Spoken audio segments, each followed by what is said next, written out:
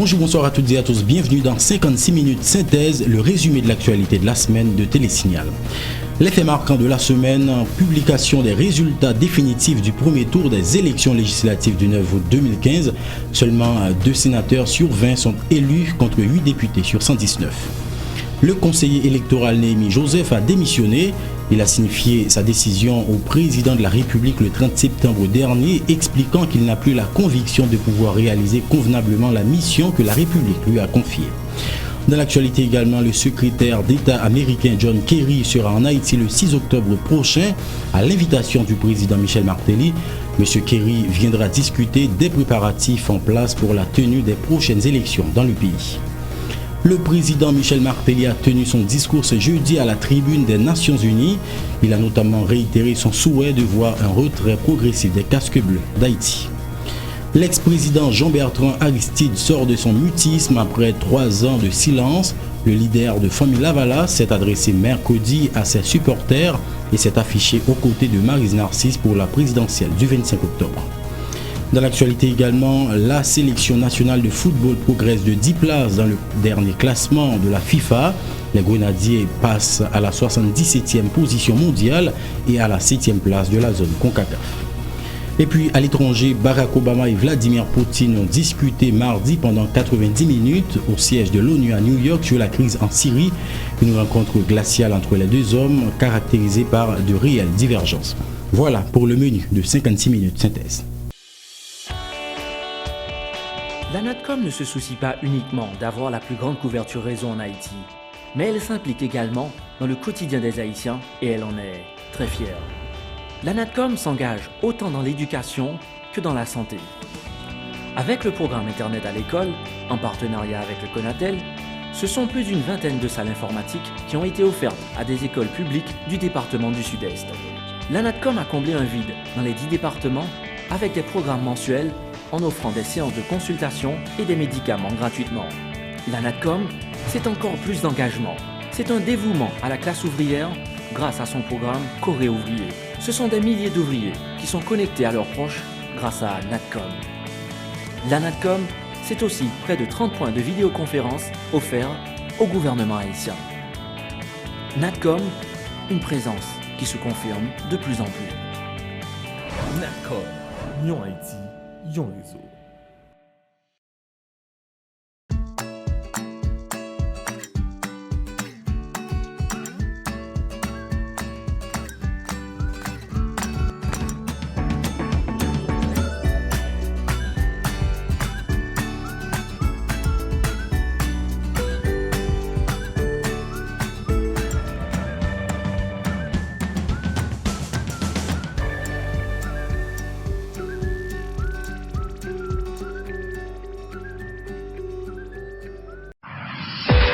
Merci de votre fidélité.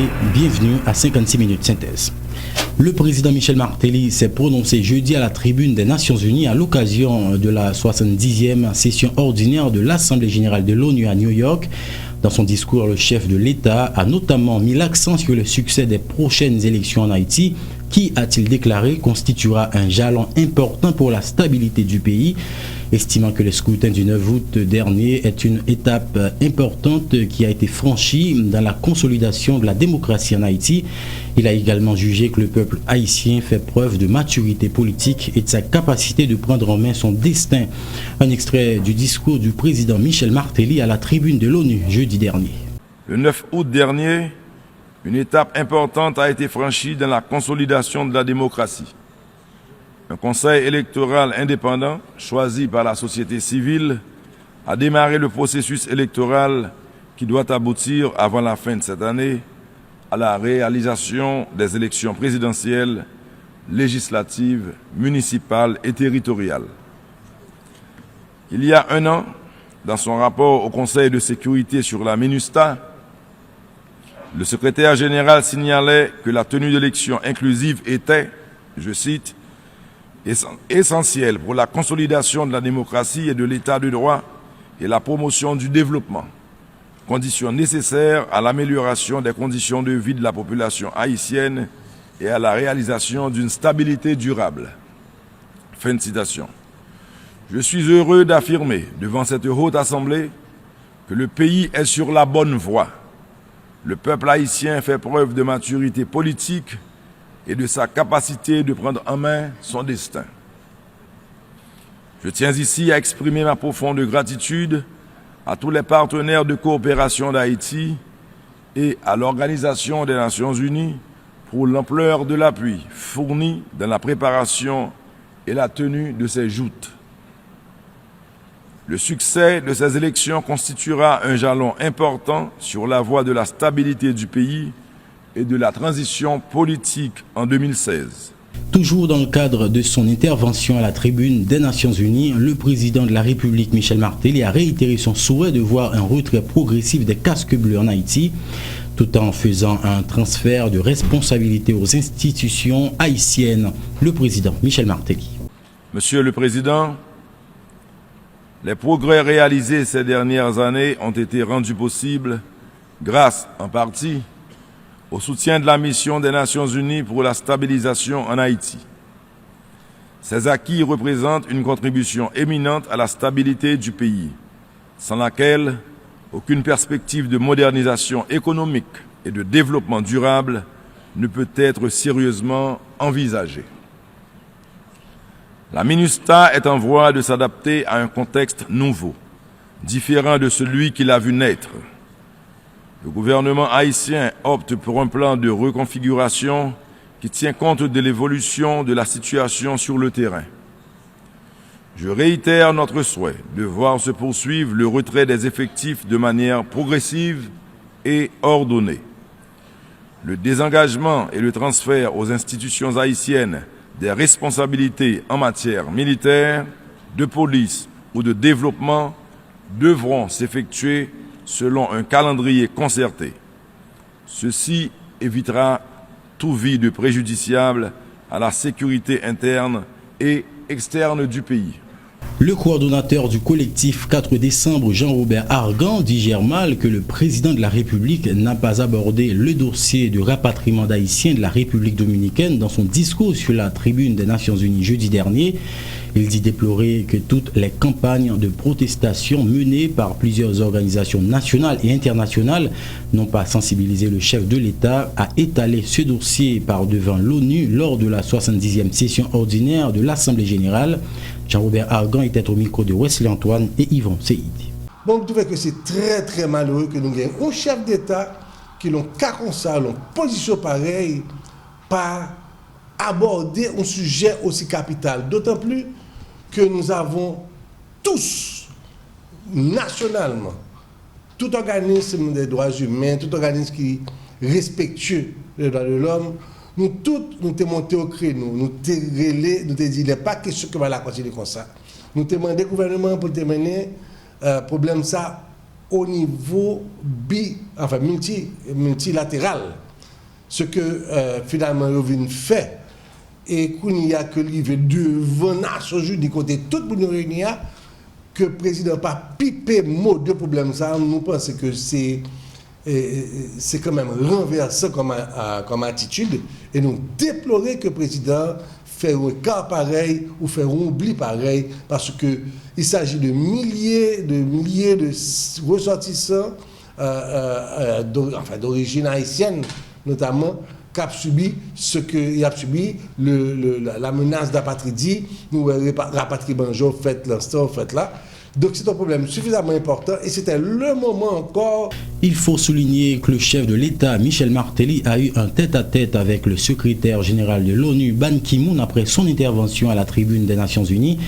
Lors de cette rencontre, le président Martelly avait abordé la question du conflit haïtiano-dominicain avec le secrétaire général de l'ONU. Par ailleurs, le président a réitéré sa volonté de continuer à dialoguer avec les acteurs politiques en vue d'assainir le terrain jusqu'au dernier jour de son mandat. Autre nouvelle, le secrétaire d'État américain John Kerry sera en Haïti le 6 octobre prochain à l'invitation du président Michel Martelly, avec qui il aura un entretien au cours de son passage dans le pays. M. Kerry rencontrera également d'autres fonctionnaires haïtiens de haut rang. Les discussions porteront sur les préparatifs en place pour la tenue des prochaines élections en Haïti, selon un communiqué de l'ambassade des États-Unis à Port-au-Prince. Haïti, élection toujours. Le gouvernement respectera ses engagements relatifs à la réalisation des élections cette année, a déclaré le Premier ministre Evans Paul, qui a annoncé que son équipe fera une campagne de sensibilisation en vue d'inciter beaucoup plus de gens à se rendre aux urnes lors des prochaines élections. Par ailleurs, le chef du gouvernement a souligné qu'il est important que l'État haïtien trouve une formule pour dépenser moins d'argent dans la réalisation des élections dans le pays. Evans Paul au micro de Wesley Antoine et Yvon Seyid. Tout ça qui a rapport à financement élection, le gouvernement est engagé et le respecté. Il contribue dans le fonds fiduciaire pour l'organisation de l'élection. Le gouvernement, selon la loi, finance partis politiques et candidats. Le gouvernement a la police moyen pour le faire travailler pendant la période d'élection. Le gouvernement peut déclencher une campagne de sensibilisation pour plus de monde à voter dans l'élection. Et le gouvernement a toujours respecté l'engagement pour ne pas entrer dans la décision du conseil électoral à prendre. Nous sommes une nation qui dit nous choisissons la démocratie comme mode de gouvernement. Pas une autre voie pour nous choisir les gens qui pour diriger le pays que dans l'élection.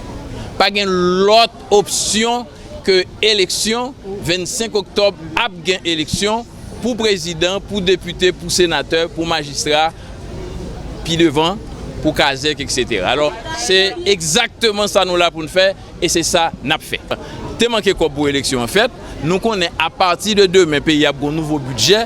Dans le budget, ça, l'État haïtien ajouter encore 20 millions de dollars américains pour l'élection faite. Sans pile comme.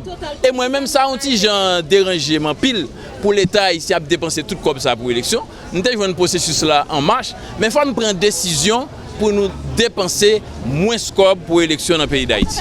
Parlons élections toujours. Le CEP organisera des élections pour la présidentielle, le second tour des législatives, des élections partielles et les municipalités à tour unique le 25 octobre prochain, a informé le président du Conseil électoral provisoire, Pierre-Louis Aupon, arguant que cette mesure a été prise dans le but d'éviter l'affluence des gens dans les centres de vote. Pierre-Louis Aupon au micro des journalistes Saint-Silus et Jasmin Denis. Le CEP n'avait pas encore officiellement annoncé la modification de ce calendrier électoral parce que la priorité, l'urgence était à la publication des résultats. Effectivement, vous l'avez en primeur, le CEP l'annonce, mais on va l'annoncer officiellement dans ce communiqué pour le nouveau calendrier électoral. Le 25 octobre 2015, nous aurons des élections pour les présidentielles, pour les législatives, sénateurs et députés deuxième tour. Nous aurons des élections pour les partielles. Premier tour des partiels, les endroits où l'on va reprendre des élections sur décision du tribunal électoral. Et les élections pour les municipales à tour unique. Maintenant, le 27 décembre, on aura le deuxième tour des présidentielles si nécessaire. On aura le deuxième tour des législatives où il y a eu reprise sénateurs et députés. On aura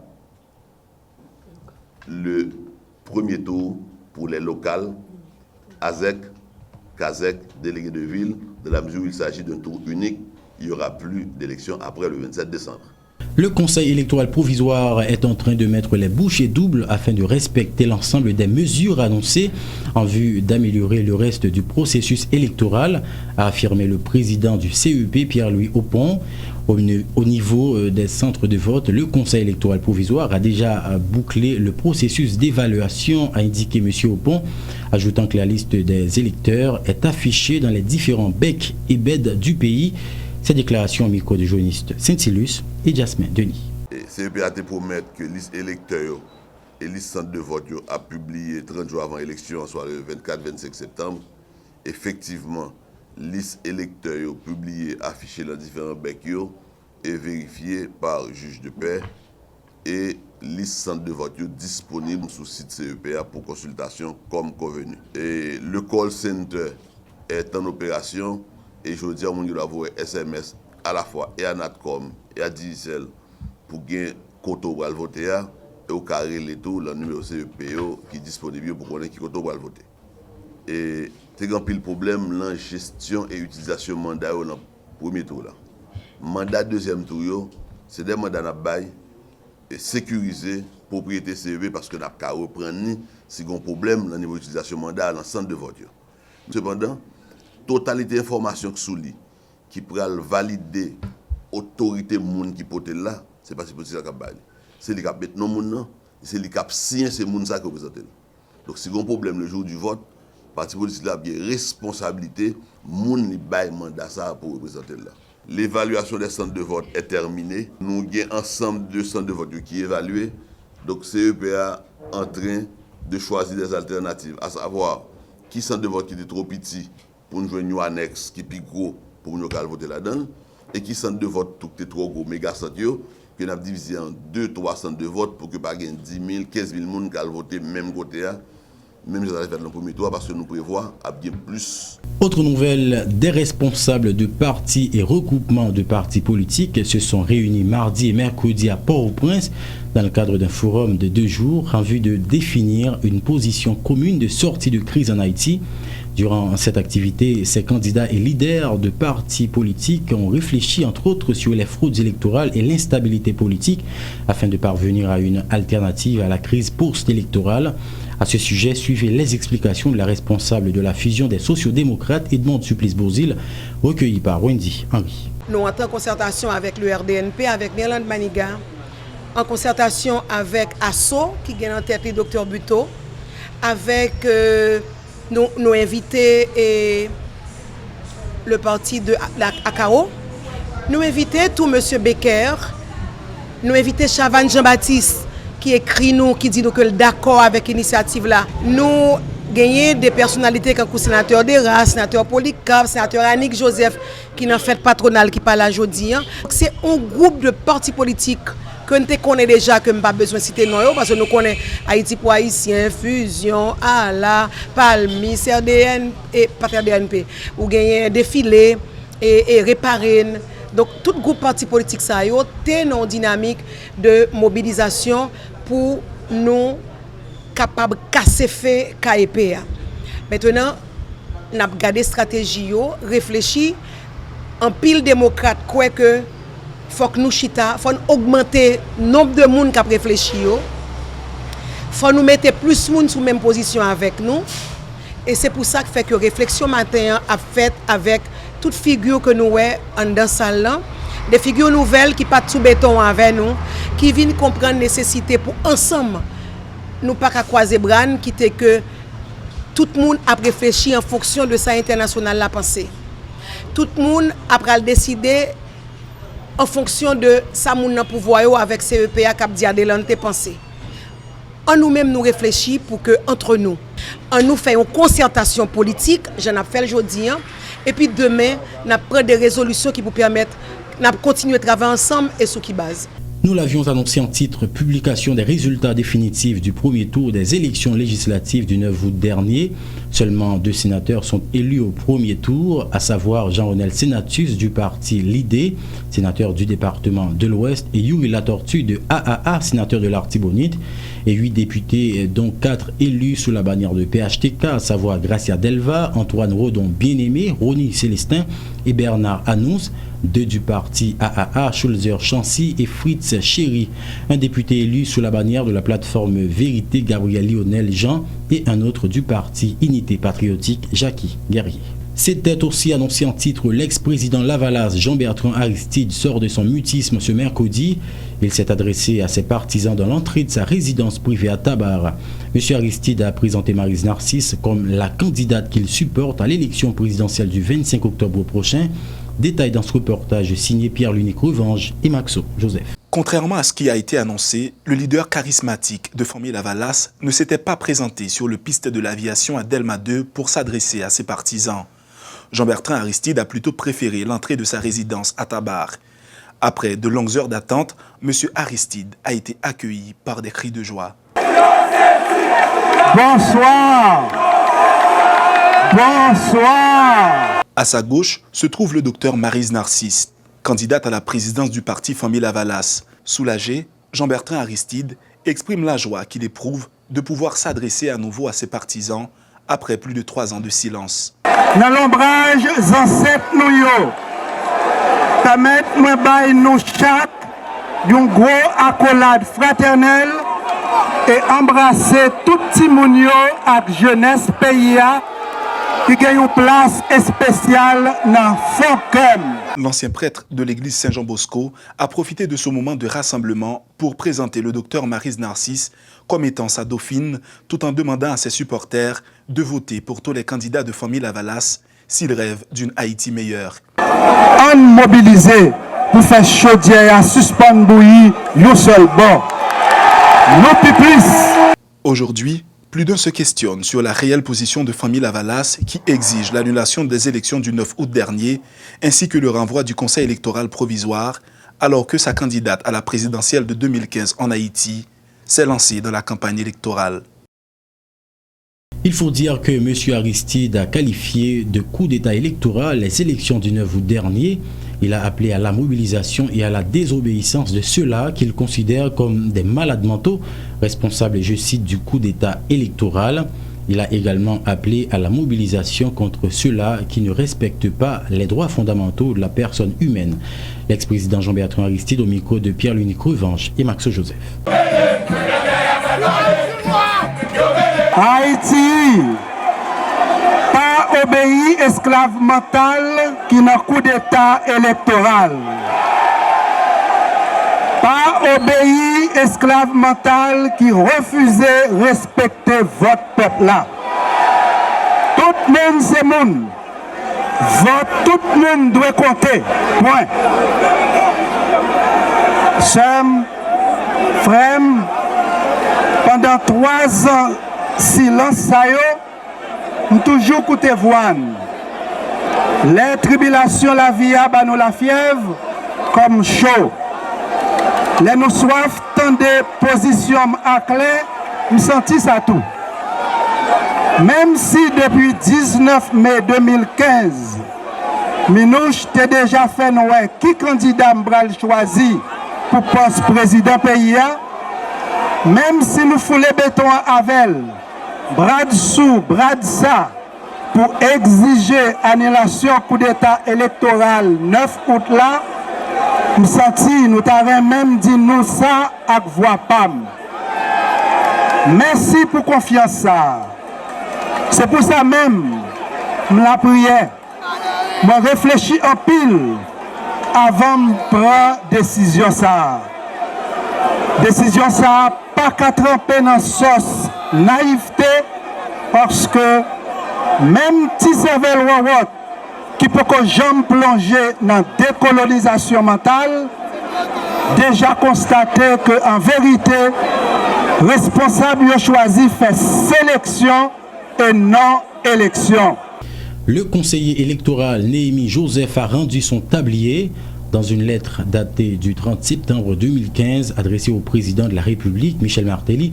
Le représentant du secteur vaudou au sein de l'institution électorale explique n'avoir plus la conviction de pouvoir réaliser convenablement la mission que la République lui a confiée. Néhémie Joseph ajoute que sa foi dans le respect scrupuleux de la loi, son souci des résultats et ses égards pour chaque vote des citoyens lui ont amené à prendre cette lourde décision. Il faut dire que cette démission du conseiller Néhémie Joseph intervient à l'heure où plusieurs partis politiques exigent l'annulation du scrutin du 9 août dernier et le renvoi du conseil électoral provisoire. Parlons élection toujours. Le président de l'Association nationale des médias haïtiens, Hérold Jean-François, appelle les médias à la prudence afin d'éviter de se laisser manipuler en cette période électorale. Hérold Jean-François invite la presse à opter pour le professionnalisme, l'objectivité, le souci d'équilibre afin de permettre à la population d'avoir accès à une information de qualité. Le président de l'ANMH au micro de Pierre-Louis Cruvange et Maxo Joseph. Dans le contexte électoral, nos pays dans Haïti côté qui campent passion, médias doivent être très vigilants, très vigilants parce que élection en général impliquée en pile monde, en pile parti politique, en pile tendance politique. Par exemple, dans le contexte électoral de l'élection présidentielle, côté où il y a plus que 50 de candidats qui a couru des fauteuils bourrés. Donc, le ça, médias, si nous pas faire attention, et nous sommes victimes de tiraillement. Avait dit tel groupe après les médias dans tel sens ou bien besoin d'orienter les médias dans tel sens. Donc, les médias à tout moment peuvent faire preuve de professionnalisme et puis pour être capable de faire la part des choses et permettre au public de tirer des conclusions. Donc, le premier bagage pour les médias au veiller, c'est que ce n'est pas par les médias qu'arrive au scandale ou bien manipulation ou bien caponnage qui sont arrivés dans la période électorale. Et puis pour que le public joigne bon message, parce que il y a de mauvais messages qui sont véhiculés. Dans ce sens, les médias peuvent faire des émissions, par exemple, en société comme Haïti, côté nous, il y a un gros défaut de tolérance, et les médias ont un rôle important pour jouer. Mais en amont, et avant les médias, moi, je pensais qu'il y a des groupes organisés dans la société ou bien université pour qu'ils mettent dans le curriculum des programmes en faveur de tolérance dans la société de Haïti. Lancement le 29 septembre de la quinzaine présidentielle à l'Institut supérieur d'études et de recherche en sciences sociales. Le candidat à l'honneur, Sauveur Pierre-Étienne de l'OPL, a été agressé par des étudiants hostiles à sa présence sur le panel. Reportage Ronald Desormes et Maxo Joseph. Tout a commencé dans une ambiance de bon enfant. Des étudiants ont pris siège à l'auditorium de l'Institut supérieur d'études et de recherche en sciences sociales dans une atmosphère paisible en attendant l'ouverture de la quinzaine présidentielle, avec comme candidat à l'honneur Sauveur Pierre-Étienne de l'OPL. À peine lancée, l'activité qui consiste à permettre à la communauté estudiantine de connaître le programme politique des prétendants à la magistrature suprême d'Haïti s'est heurtée à l'hostilité d'un groupe d'étudiants, commençant d'abord par chahuter le candidat invité, avant de transformer l'espace de réflexion critique en un véritable champ de bataille. Des chaises lancées ça et là dans toutes les directions, plusieurs ont failli atteindre le candidat conférencier.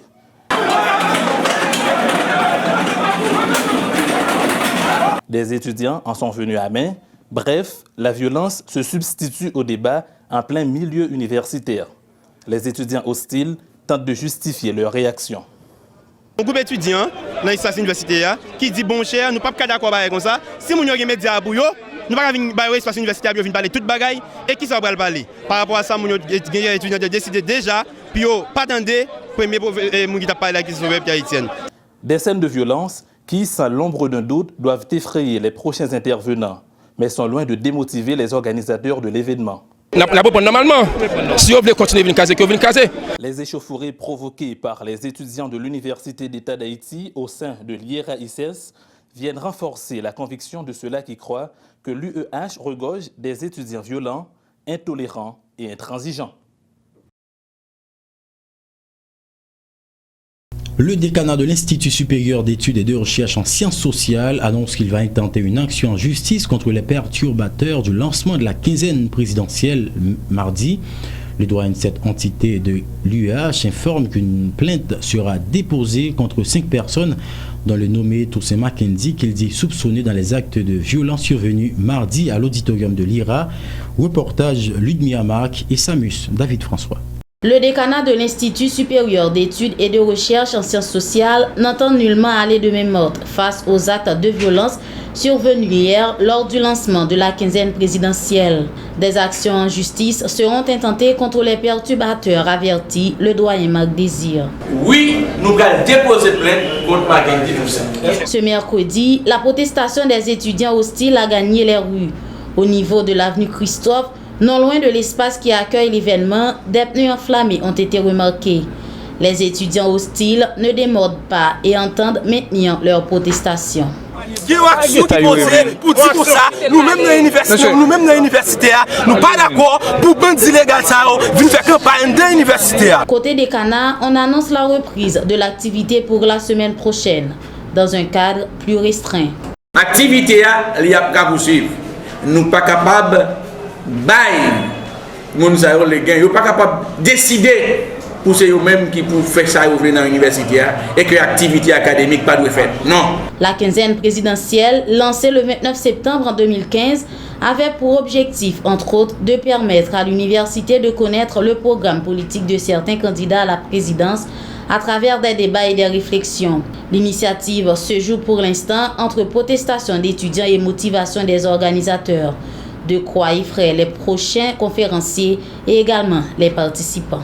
À l'initiative de l'Office de Management et des Ressources Humaines, OMRH, en partenariat avec le ministère de l'Intérieur et des collectivités territoriales, un atelier de validation du document de projet de la politique nationale de déconcentration s'est tenu mardi à Port-au-Prince. Il s'agissait pour les initiateurs d'actualiser la proposition de la PND en vue de sa finalisation dans les meilleurs délais. Le coordonnateur de l'OMRH, Uder Antoine, a expliqué l'importance de la déconcentration dans la réforme de l'État. Ces explications au micro de Ludmilla Marc et Jasmin Denis. Nous avons deux axes d'orientation stratégique qui est important dans le programme cadre réforme l'État qui couvre période octobre 2012 à septembre 2017. C'est la déconcentration effective des services et on l'autre axe qui parlait de lancement du processus de décentralisation.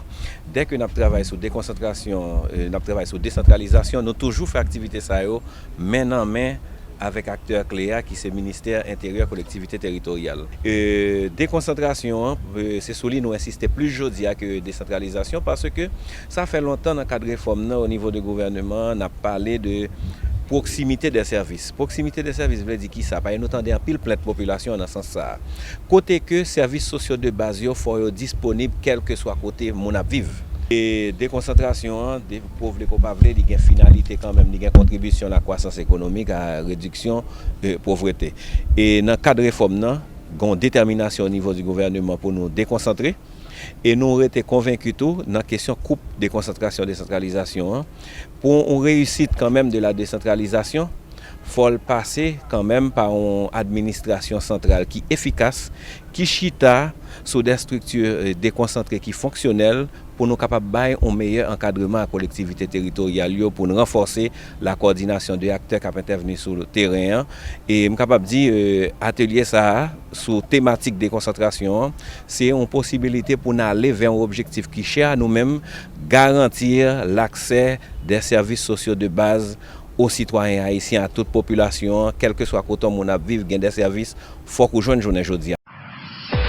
La ville de l'Arcahaie a connu plusieurs journées de tension cette semaine. Lundi, les habitants de la commune ont encore protesté en faveur du retrait de l'arrêté présidentiel créant une nouvelle commune dénommée Les Arcadins.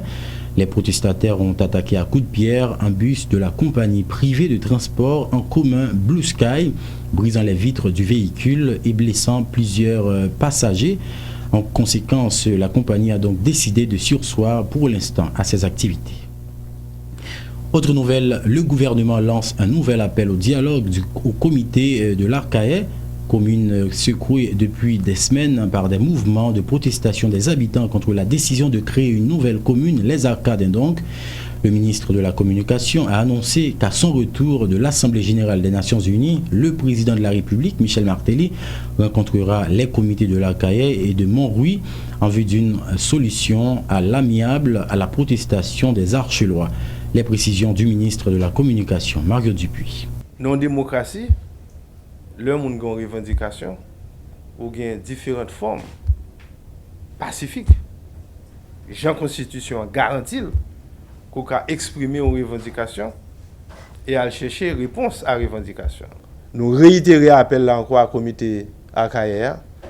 Nous demandons que, comme le président de la République l'a déplacé pour aller à l'Assemblée générale des Nations Unies pour le représenter le pays, à son retour, comme vous connaissez, et informé déjà, donc il y a un rendez-vous qui est pris et que le membre du gouvernement, le président de la République l'a obtenu pour recevoir et nous informer tout le monde encore une fois que, en ce qui les concerne, le comité Montrouy,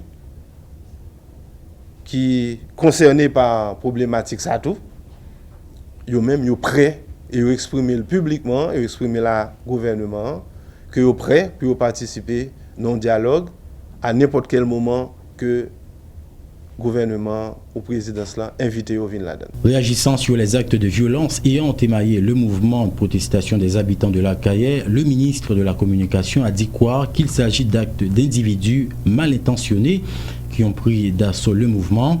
Il a averti que les responsables policiers et judiciaires prendront toutes les mesures nécessaires pour enjoindre les actions des bandits. Autre information, inauguration ce jeudi du projet pilote JICAGE, gestion informatisée des cas judiciaires par le ministère de la Justice, le Conseil supérieur du pouvoir judiciaire et le tribunal de première instance de Port-au-Prince. La JICAGE est une base de données informatisées contenant des dossiers de détenus. Ce projet pilote est financé par l'USAID. Reportage Pierre-Lunique Revanche et Maxo Joseph.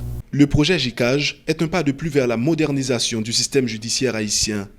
Il s'agit d'une base de données informatisée contenant les informations des dossiers des détenus, dans le but notamment de dresser leur casier judiciaire et suivre l'évolution des dossiers des justiciables. Ce qui, selon les initiateurs, va permettre de lutter de manière efficace contre la détention préventive prolongée. Donc toutes ces informations sont à portée de main et permettent maintenant aux autorités judiciaires d'émettre les rapports de casier judiciaire plus fiables par un simple clic du clavier. La gestion informatisée des cas judiciaires facilitera l'accès à l'information aux avocats et à la presse. Le ministre de la Justice, Pierre-Richard Casimir, qui a salué l'initiative, se félicite déjà de ses nombreux avantages. Avec la JICAGE, l'on est en droit de s'attendre à un contrôle plus rigoureux et plus soutenu de l'évolution des dossiers attribués à chaque responsable judiciaire. Le projet JICAGE a été expérimenté pour la première fois dans la juridiction de Saint-Marc il y a quelques mois et donne déjà de bons résultats. Port-au-Prince est la deuxième juridiction qui l'accueille. Actuellement, des ordinateurs sont en train d'être placés dans des cours et tribunaux de la capitale. Le projet sera étendu à toutes les 18 juridictions du pays. Le nouveau bâtonnier de l'ordre des avocats de Port-au-Prince, Stanley Gaston, va prendre des mesures nécessaires en vue de rendre plus performant le barreau, a-t-il déclaré ce mardi au micro de Télésignal. En ce sens, le numéro 1 du barreau de Port-au-Prince promet de lutter contre toute tendance de corruption qui empêche la bonne marche des tribunaux. Les propos de maître Stanley Gaston ont été recueillis par Pierre-Lunique Revanche et Wendy Henry. Nous avons un conseil de l'ordre qui est en place, nous avons un programme que nous avons élaboré et nous-mêmes, l'actuel conseil de l'ordre, nous sommes très ouverts à tout conseil, à toute sollicitation. Nous allons mener une lutte de tous les instants pour que nous contribuions à l'avancement de la loi et nous allons impliquer nous tous pour que nous soyons capables de notre image de la justice. Parce que nous avons une série de questions, nous avons une série de fléaux qui ont gangréné la justice, des questions de corruption chronique, toute une série de problèmes. Donc c'est des problèmes qu'il faut nous attaquer au front. Et comment moi j'ai longtemps dans le système, j'ai une bonne expérience que j'ai, mon paquet de bagages que je m'entendais, mon paquet de bagages que je tout. Donc je pense que moi mieux à même pour me faire des propositions qui vont aller dans mon sens d'un changement véritable. La priorité de l'ordre que nous avons, c'est le renforcement institutionnel. Donc nous avons tout un ensemble de chantiers, nous allons mettre en œuvre pour que nous renforcions à ce niveau. Le bon travail de visibilité que nous avons fait. Parce qu'il faut que nous reprenions l'impression du journal du barreau, le système judiciaire là, c'est une question de usurpateurs et de racketteurs qui viennent à rentrer dans le tribunal là, qui assistent le monde, qui fait tout un série de bagailles. Et probablement avec l'axis, certaines autorités. Donc son dossier, nous allons l'attaquer en profondeur. Déjà m'engager pour parler avec le décanat et avec le commissaire du gouvernement en chef. Donc il y a des pistes de solutions que nous avons explorées pour que dès le mois d'octobre, les premières mesures capables de commencer à appliquer et pour que le grand public et l'ensemble des avocats voient un changement qu'a fait de manière perceptible au niveau de la distribution de la justice. La direction centrale de la police judiciaire a présenté ce vendredi le bilan des opérations menées par la PNH du 25 septembre 2015 à date dans la région métropolitaine de Port-au-Prince. 4 individus ont été arrêtés pour kidnapping, 2 voitures confisquées et plus de $2000 américains saisis, selon le porte-parole adjoint de la PNH.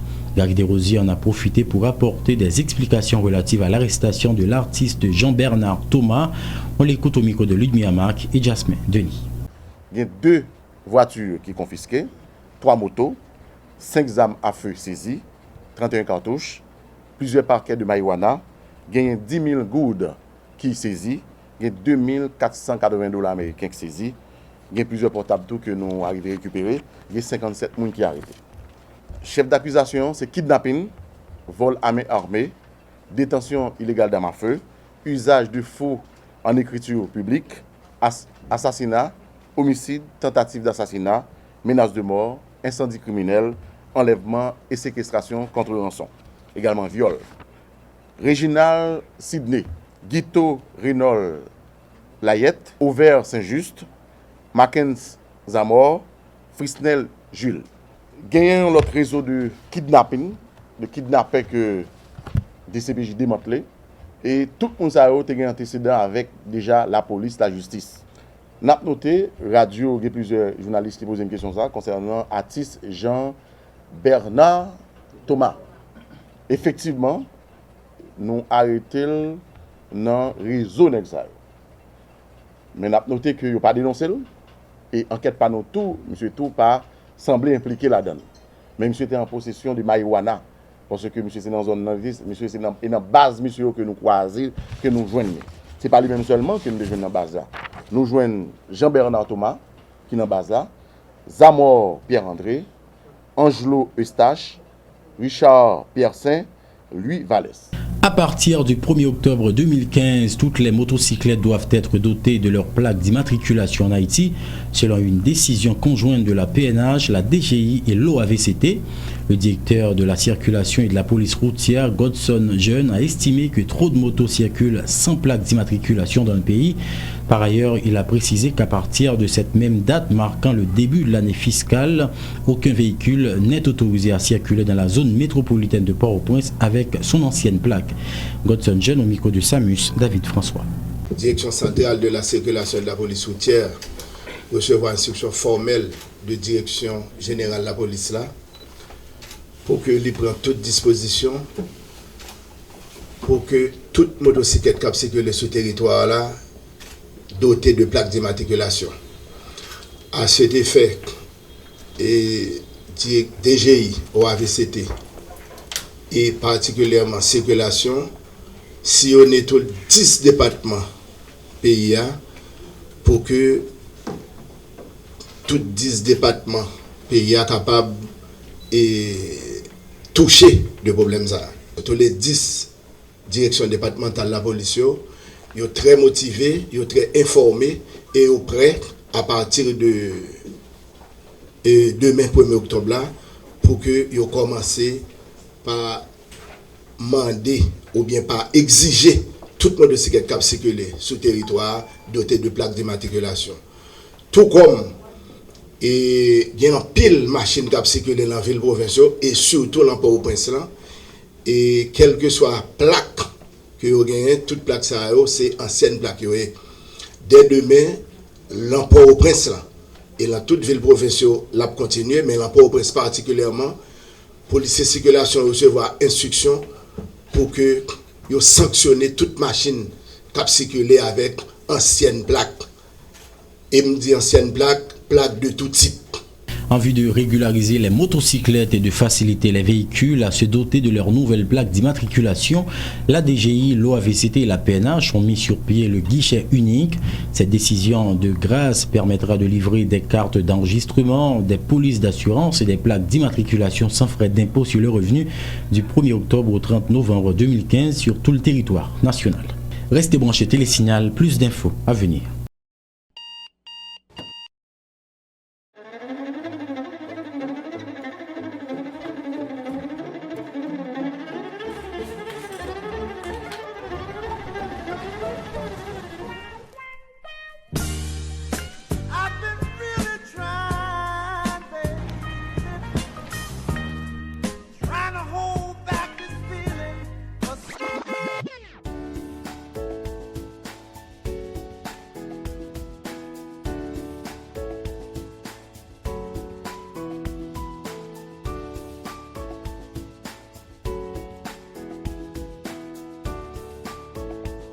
Démaquillant, lotion après rasage et lotion rafraîchissante. Limacol, la fraîcheur de la brise dans une bouteille. Limacol est un produit de la Disprofar en vente dans tous les supermarchés et les pharmacies. Merci votre fidélité. La suite de 56 minutes synthèse. Haïti Économie, la place publique de la commune Saint-Michel de Latalaï se trouve dans un état d'insalubrité avancée. Les citoyens de la zone déplorent qu'en période électorale, les candidats multiplient des promesses mirobolantes. En ce qui concerne la reconstruction de cet espace de loisirs, le seul que dispose la ville de Saint-Michel de Latalaï. Nos collaborateurs Wesley Antoine et Yvon Seyd étaient de passage à Saint-Michel de Latalaï. Suivez le reportage. La seule place publique que possède la commune de Saint-Michel de Latalaï se transforme en une décharge à ciel ouvert. Les habitants de cette commune se sentent indignés face à cet état de fait et déplorent que leur seul espace de loisirs se trouve actuellement dans cet état d'insalubrité avancée. J'ai place à grand pile temps depuis le bas. Je suis écrasé, refait. Place Saint-Michel là, son place qui est utile de toute petite Saint-Michel. Parce que nous-mêmes, nous avons pour Saint-Michel, nous avons l'autre formule dans lui, pour changer l'autre figure. À chaque période électorale, les promesses de reconstruction de cette place publique se multiplient, lance cet habitant de la zone qui dit regretter que ce soit toujours des paroles en l'air. Le président premier élu qui est sous pouvoir qu'on a, pour les bagages qui étaient venus, place ça a 5 ans de commencer avec mandat M. dit la ville finie. On a mis place ça a 9 ans là, il pas jamais fait.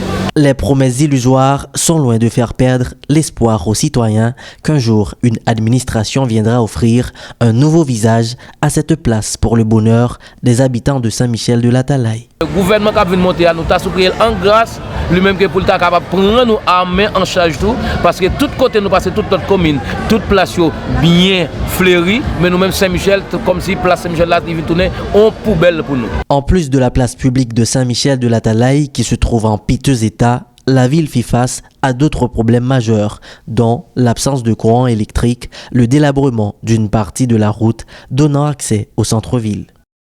Haïti Santé, ce 28 septembre, a ramené la journée mondiale de la lutte contre la rage, célébrée autour du thème « Ensemble, finissons-en avec la rage ».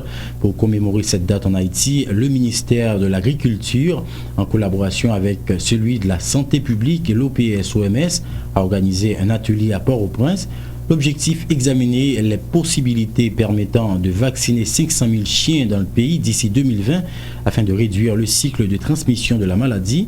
À ce sujet, suivez les explications d'Eddie Charles et de Max Millien au micro de Samus David François. Pendant longtemps, nous avons considéré qu'il y a 500 000 chiens en pays. Et puis, dans la collaboration que nous venons faire avec CDC, qui est le Centre de prévention et de contrôle des maladies infectieuses, nous arrivons à faire une sorte de census, c'est-à-dire un recensement. Et le recensement montrait qu'il y a environ près de 1 million de têtes de chiens dans le pays. Ce qui est arrivé coïncider avec l'estimation que l'institution qui aurait les PANAFTOSA, qui sont institutions qui sont liées avec l'Organisation panaméricaine de la santé, l'Organisation mondiale de la santé, qui dit que nous sommes capables d'arriver à considérer environ 1/11 de la population monde pour nous capables de déterminer la population chien. Donc là, on connaît que Haïti gagne plus que 10 millions de monde. Donc là, divisé par 11, il est presque bord 900 000 chiens. Okay. Donc nous autres, nous considérons les à 1 million de têtes. C'est ça qui fait objectif de l'IA quand même, c'est d'arriver à mettre en place un système pour nous être capable d'arriver à vacciner environ 700 000. La disposition c'est quoi? C'est vous t'attendez et Dr Millien qui est directeur UPS là et représentant UPS-OMS là, c'est rendre disponible vaccin pendant 5 années consécutives pour faire vaccination régulière des chiens à temps pour que après 5 ans nous arrivions bloquer, casser cycle de transmission virus là. Un mot de culture à présent. La 4e édition d'Haïti Fashion Week se déroulera du 5 au 8 novembre prochain autour du thème Nourrir Haïti. 80 mannequins et 80 designers nationaux et internationaux prendront part à cet événement. Le lancement de cette 4e édition de cette manifestation culturelle s'est fait en présence du Premier ministre haïtien Evans Paul. Reportage Wesley Antoine et Yvon Seyd.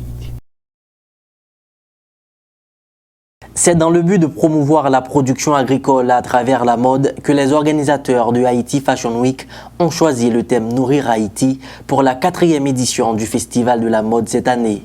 L'événement offrira une grande opportunité aux créateurs et designers haïtiens. Les organisateurs se félicitent des succès des 3 premières éditions et nourrissent de grandes ambitions. Haïti Fashion Week représente déjà une référence d'après l'hebdomadaire guadeloupéen Nouvelle et est classée pionnière de la mode caraïbéenne cette année. Déjà en 3 éditions, comme vous venez de l'apprendre, elle a réalisé 120 défilés de mode avec 110 mannequins.